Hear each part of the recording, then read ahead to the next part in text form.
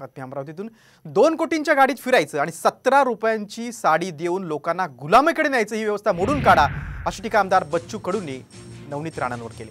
त्यावरून रवी राणांनी बच्चू कडूंवर पलटवार केला। काही लोक फक्त नौटंकी करण्यासाठी राजकारणात आले अशी टीका राणांनी केली।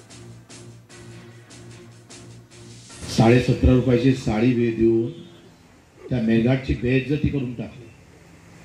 2 कोटीच्या गाडीत फिरायचं 17.5 रुपयाची साडीमध्ये लोकांना गुलामीकडे नेण्याची व्यवस्था मित्र तोडून टाकावं लागेल, तोडावं लागेल।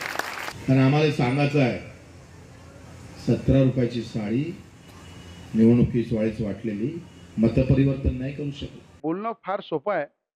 ते खूप आंतरराष्ट्रीय नेते झालेले आहे, आंतरराष्ट्रीय वक्ते झालेले आहे, आंतरराष्ट्रीय नेते झाल्यामुळे ते काही बोलू शकतात। अमेरिकेचा जो राष्ट्रपती होता डोनाल्ड, त्याच्या जागी त्यांना बसवलं पाहिजे।